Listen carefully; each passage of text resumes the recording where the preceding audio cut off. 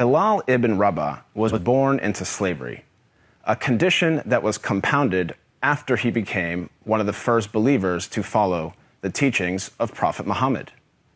Bilal's father was an Arab slave, and his mother was a former princess of modern-day Ethiopia, who was also enslaved. Bilal was ruled by a master who punished him for his conversion to Islam. He dragged Bilal around Mecca, encouraging people to mock him. He even tried to force him to renounce his faith by placing a large rock on his chest and pinning him on the ground.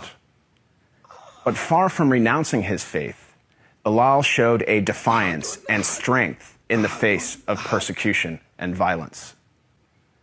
Impressed by Bilal's steadfastness to the Islamic faith, Prophet Muhammad sent one of his closest friends, Abu Bakr, to pay for Bilal's freedom. Once freed, Bilal rose to prominence in the early Muslim community. Prophet Muhammad appointed him to serve the mosque by using his melodious voice to call the believers to prayer.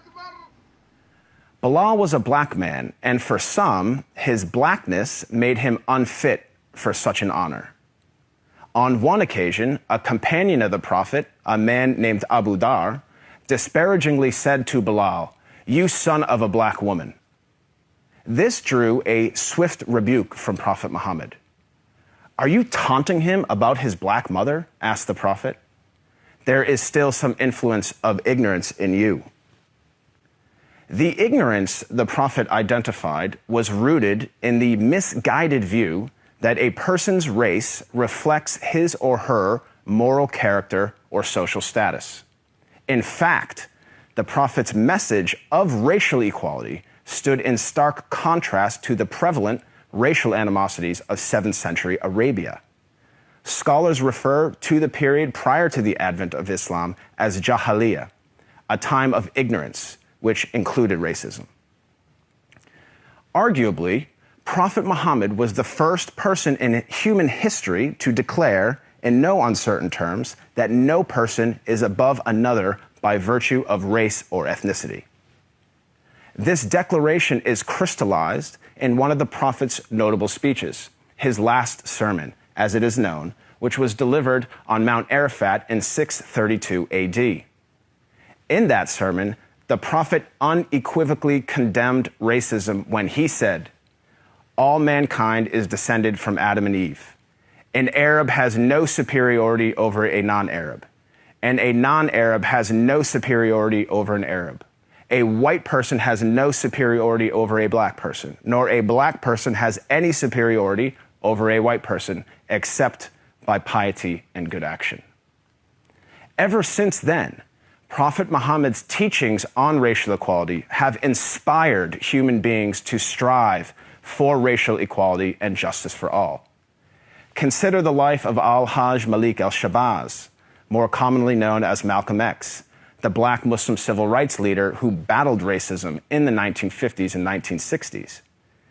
After performing the Hajj, or Islamic pilgrimage, to the city of Mecca, Malcolm wrote his famous letter from Mecca, in which he said, "There were tens of thousands of pilgrims from all over the world. They were of all colors, from blue-eyed blondes to black-skinned Africans. But we were all participating in the same ritual, displaying a spirit of unity and brotherhood that my experiences in America had led me to believe never could exist between the white and the non-white." He added that he had never before seen sincere and true brotherhood practiced by all colors together, irrespective of their color. The Hajj for Malcolm represented a shift away from racism and towards racial equality. The teachings of Prophet Muhammad encouraged all people to strive towards anti-racism, which is quite different than simply non-racism. While non-racists do not openly express prejudiced views, they also do not work to dismantle racism in any given society. The Prophet of Islam actively challenged and dismantled the covert, the overt, and the systematic racism around him. He identified racism as a symptom and identified its root cause as arrogance in the human heart. As our world becomes more and more diverse and interconnected, it is imperative that we strive to follow the teachings of Prophet Muhammad. I am not a Muslim myself, but I have to say that I am deeply inspired by the anti-racism of Prophet Muhammad, because he showed that a person is distinguished over another not by race, but rather by the quality of one's character and conduct. I am Craig Constantine for the Amir Stein Center.